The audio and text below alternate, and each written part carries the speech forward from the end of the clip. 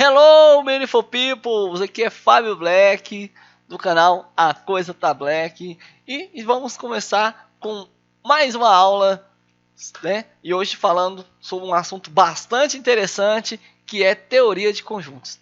Galera, teoria de conjuntos ela é bem importante, ela cai bastante, tá? Então assim, você que vai tentar vestibular, você vai tentar concurso, você fique esperto, porque é uma matéria assim que se você não tomar cuidado, você roda.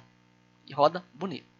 Beleza? Então, fique esperto das dicas. Vamos falar da matéria e logo depois nós vamos fazer aquele exemplo bacana, tá? Para você entender e várias dicas aí, viu? Então, fica ligado aí, fique esperto. Galera, primeira coisa da teoria de conjuntos é saber como é que se escreve. Que não adianta nada você saber teoria de conjuntos, você ler lá no problema e não saber que aquilo está falando de conjuntos. E para que serve aquela questão do conjunto? Nós temos as três ali mais importantes que a gente geralmente estuda, que é a primeira, que é a enumeração, que é quando eu falo quem é quem, eu cito propriamente o nome de cada um. A, E, I, O, U. Pronto. Acabou. Não precisa me preocupar com nada. Black, você poderia ter muito bem ter falado que era uma vogal. Sim, mas só que o tempo que eu gasto para falar que é uma vogal, eu ando muito mais rápido falando A, E, I, O, U. Então, assim, por uma questão de conveniência, eu posso sim fazer uma enumeração, falar literalmente quem é quem. Beleza? O segundo é propriedade ou lei. Propriedade ou lei é o seguinte, galera. Eu tenho uma regra. Eu falo uma regra e nessa regra você consegue identificar todos os elementos do nosso conjunto. Aí eu tenho, por exemplo, o conjunto A, que é dado por x pertence a n, tá ok? X é menor que 5. Tá? Depois eu vou falar sobre o significado de cada parte desse tipo de representação, viu, galera? Então não precisa preocupar não, tá bom?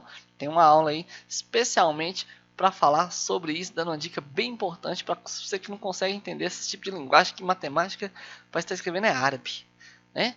Mas não preocupa não, vamos tentar aí ajudá-lo a entender um pouco mais sobre isso. Mas voltando lá sobre a nossa propriedade ou lei, é um tipo de forma que a gente tem de escrever o conjunto falando literalmente de uma forma geral. Igual ali, x pertence a n, onde x é menor que 5.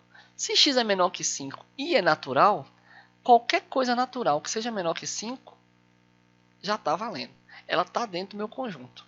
Tá? E aí a única coisa que eu vou fazer é observar se determinado elemento faz parte ou não. Por exemplo, 3.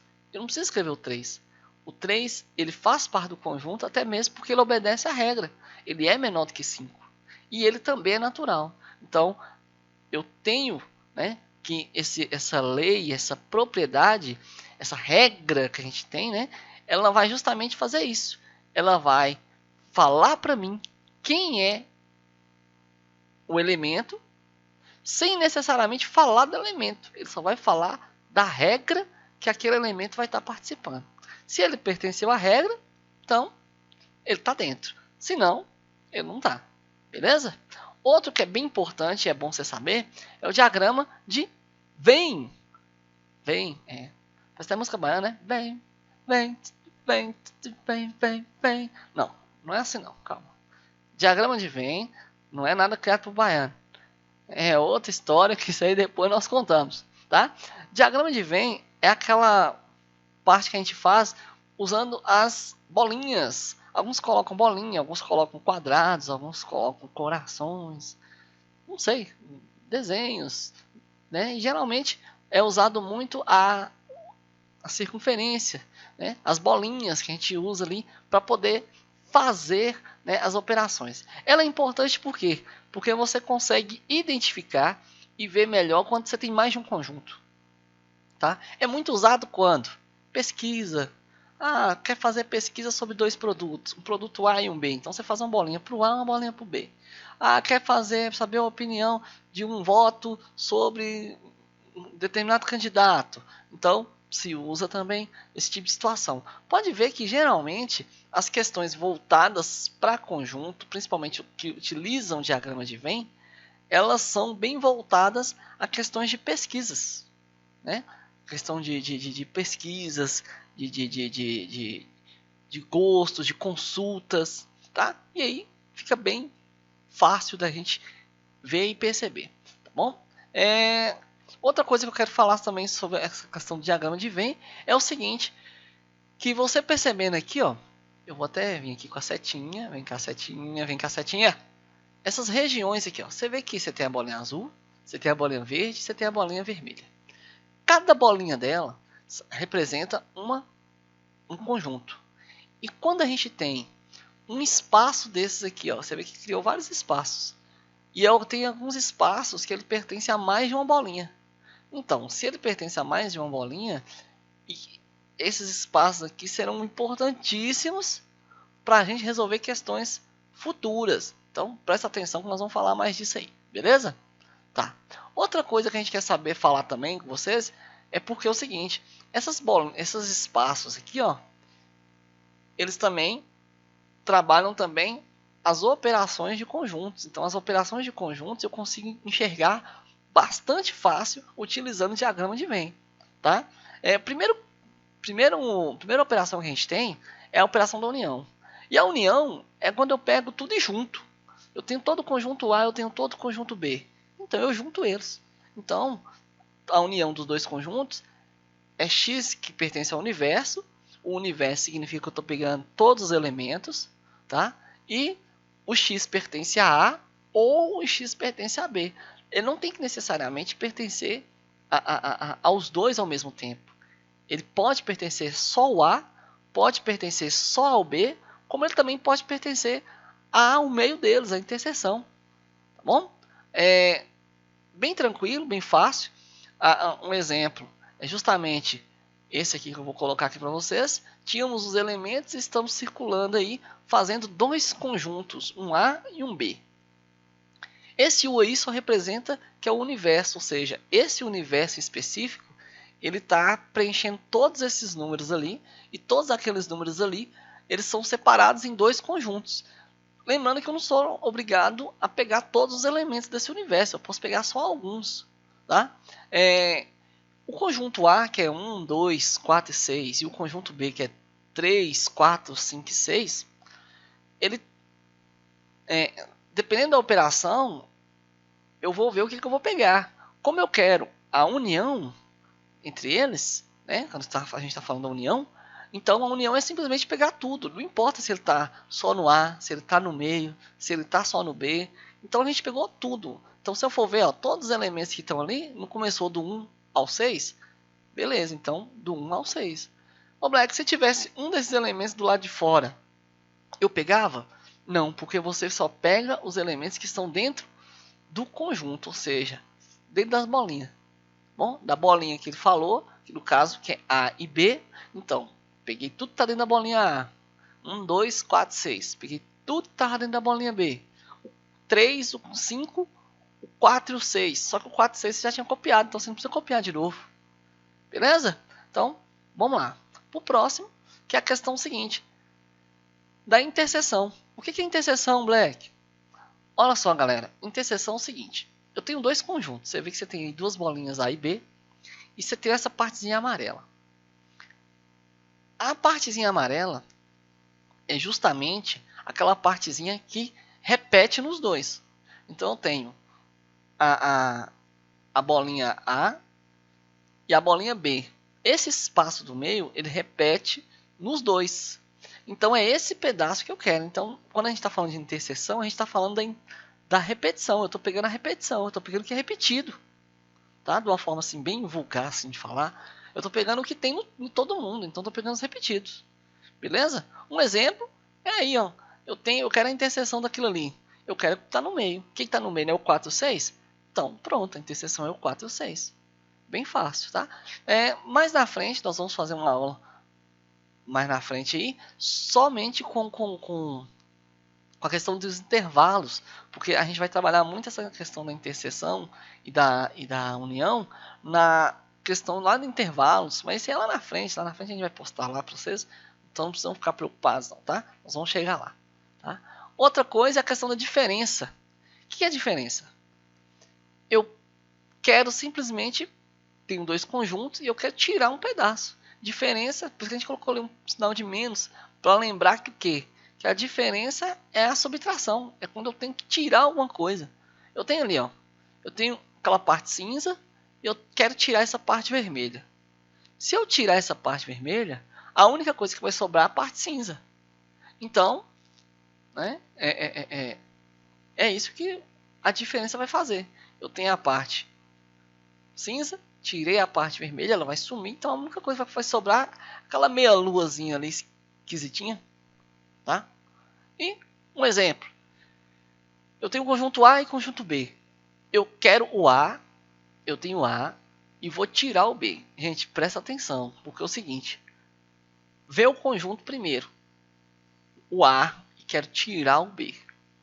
Então, eu vou pegar o A e dentro desse conjunto A, eu vou tirar esse B. Se eu vou tirar o B, quem que vai sobrar? Só o 2. E o 1, Black? O 1 não está dentro da bolinha. Como a gente falou, o 1 ele não está dentro da bolinha, então ele não tem que necessariamente estar na bolinha. Tá? Então você vai pegar aquilo que está no conjunto. O que não está, você esquece, deixa para lá. Beleza? Vamos lá. Vamos ao nosso primeiro exemplo. Primeiro exemplo aí, ó, nós temos uma questão bem clássica. E você tem que ver o seguinte. Existem alguns erros que você faz quando você vai fazer uma questão. Principalmente no que se diz a respeito da leitura. Porque o povo lê parecendo que está correndo a polícia. Olha o tamanho desse texto. Então a primeira coisa que a pessoa faz é ler assim. Uma empresa entrevistou 300 funcionários a respeito de 3 embalagens em ABC no momento... Gente, eu já estou perdido só na primeira frase. Primeira coisa, lê com calma. Segundo, pega todas as informações e já vai grifando, anotando. Tudo que é informação, você vai selecionando. Para quê? Para você ter que ler no máximo 2 vezes. Tá? Porque a gente sabe que uma coisa que tem que preocupar muito na prova é tempo. E as pessoas esquecem de ver o tempo. Então, já vai treinando com você a questão do tempo. Então, olha só. Uma empresa entrevistou 300 de seus funcionários a respeito de 3 embalagens.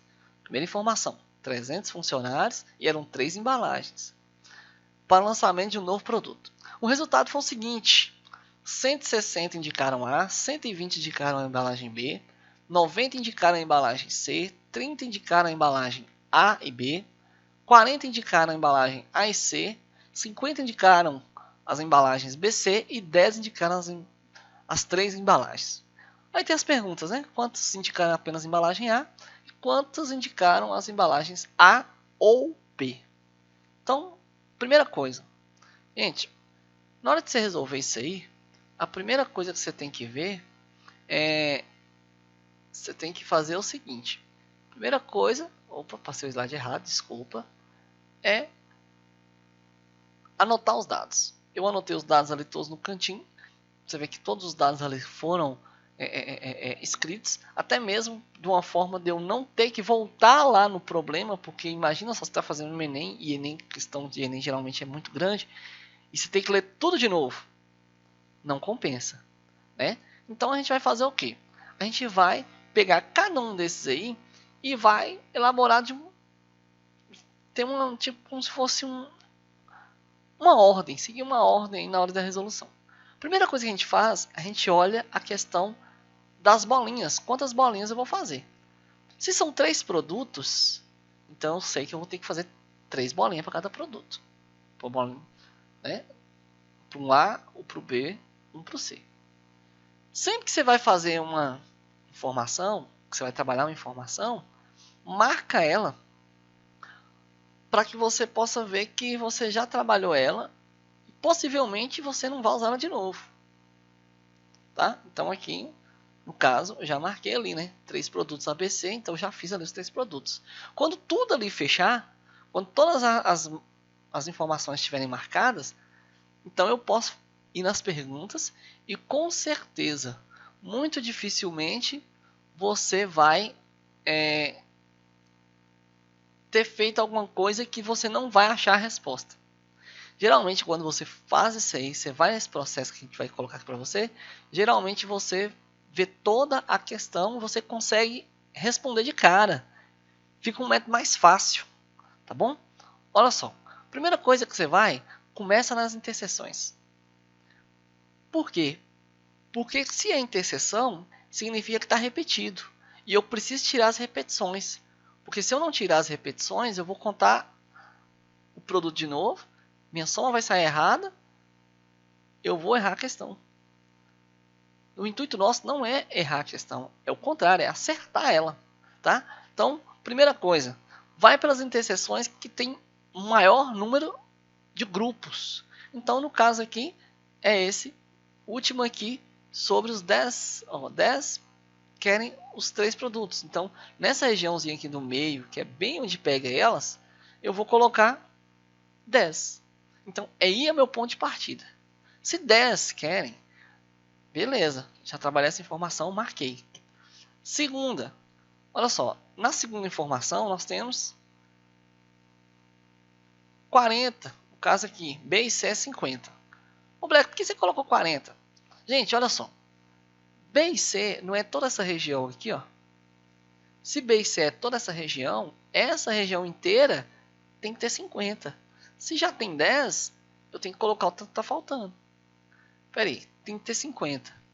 Já tem 10, mas falta 40. Então você pega o outro espaço que não tinha ninguém, coloca 40. E aí você faz o resto. Beleza? Então o segredo é justamente isso. É um segredo bem simples, bem fácil. No A, já fiz essa informação, marquei. Lá nessa segunda aqui, ó, A e C não quer, nessa terceira, A e C não quer 40, só que não tem 10, então aqui tem que ser 30. Ok? 10 mais 30 não é 40? Fechou a informação. A e B não é 30? Se já tem 10, falta 20. Fechei a informação também. Beleza? E você vai ver que vai ficando bem fácil. No C não tem que ser 90? Se tem 80 aqui, ó, falta 10. Com os 10, fecha os 90 e pronto. É assim que você tira as repetições. Você tirou as repetições, você vai ver que vai ficar muito mais fácil mesmo. Ok? E aí nós vamos fazendo isso aí com os outros. Ó, com o B não tem que ter 120? Se eu for contar aqui, ó, tá faltando 50, porque tinha, né? No caso ali tinha 70. No A, se eu for olhar, aqui, ó, tem 60. Tá faltando então 100. Pronto. Só que uma coisa, tá vendo essa informação 300 funcionários? Muito cuidado com essa informação 300 funcionários. Por quê? Quando ele dá o total de funcionários, geralmente vai estar faltando gente ali. Se eu somar tudo isso aqui, ó, que está aqui dentro dessas minhas bolinhas, se der 300, beleza. Se não der, então tem pessoas que simplesmente não opinaram em nada. Que falou assim, eu não quero.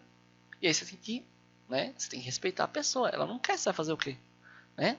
Então, quando eu somo ali, ó, eu vou achar 260. Tem uma informação que ele não deu. Qual é a informação que ele não deu?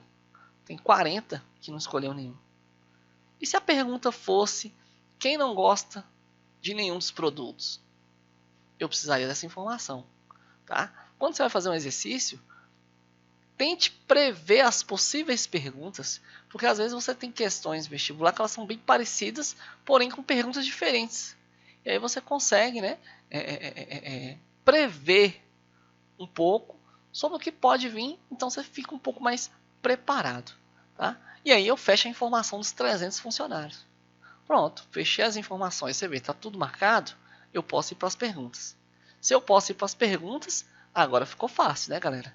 Olha só, primeira pergunta era aqueles que preferiram apenas a embalagem A. Gente, se é apenas, muito cuidado com as palavras, apenas, somente, né? Exclusivamente.